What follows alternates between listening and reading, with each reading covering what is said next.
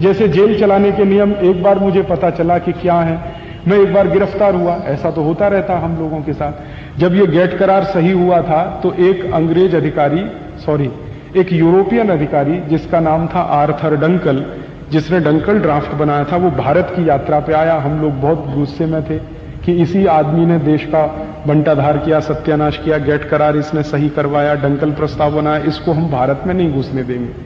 तो हमने दिल्ली एयरपोर्ट पे उसकी पिटाई की थी। मैं थोड़ा अहिंसावादी हूं, लेकिन उस दिन मैंने अहिंसा छोड़ दी थी।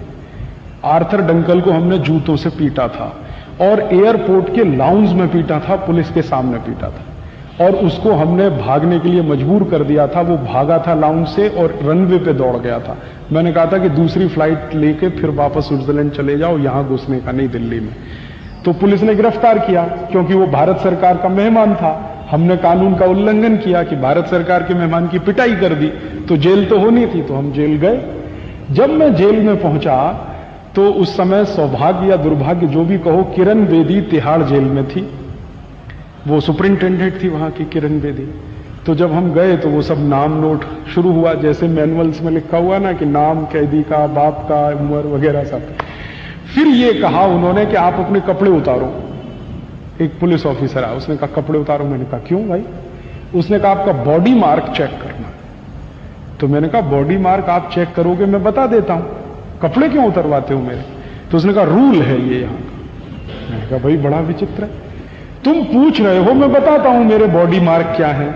मैं बताता हूं कि मेरी दाहिनी टांग पर तिल है, कि मेरे पैर में तिल है, कि मेरे कान के पीछे है या मेरी आंख के पीछे, मैं बताता हूं, तुम लिखो इसमें।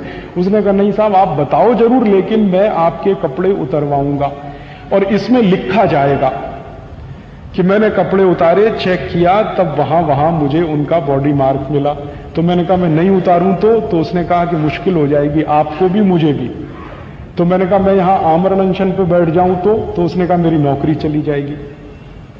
मैंने कहा ये मेरा जो भारत देश में आजादी के बाद संविधान लागू होने के अंतर से मुझे जो मौलिक अधिकार मिला है वो आप अनहन कर रहे हैं उसका। तो उसने कहा भाई मौलिक अधिकार आप अपने बाजू में रखो, मुझे बॉडी मार्क चेक करना।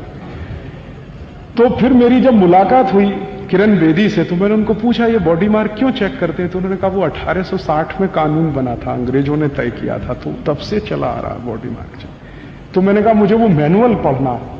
तो उन्होंने कहा और क्या करोगे आप यहां आके, यही तो खुरापात करोगे, शांति से तो रहने नहीं दोगे। मैंने कहा आपने गलत आदमी को गिरफ्तार किया, अब आप मेरे जैसे आदमी को यहां रखेंगे तो कुछ तो सहन करना ही पड़ेगा आपको, नहीं तो मुझे रिहा कर दो आप। तो उन्होंने कहा वो तो जल्दी हो नहीं पाएगा। तो मैंने कहा मैनुअल्स मुझे देखने हैं कि ये 1860 में अंग्रेजों ने तय किया, तो क्यों तय किया?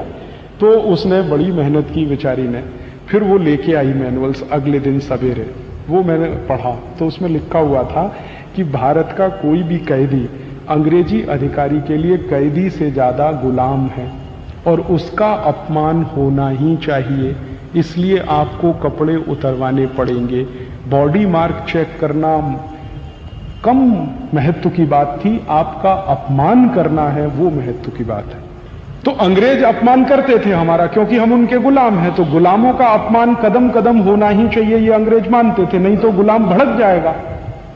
अंग्रेजों की थ्योरी थी कि जिनको आप गुलाम बनाते हैं हर कदम उनका अपमान करना आपका धर्म है, नहीं तो वो गुलाम आपके खिलाफ बगावत कर देगा।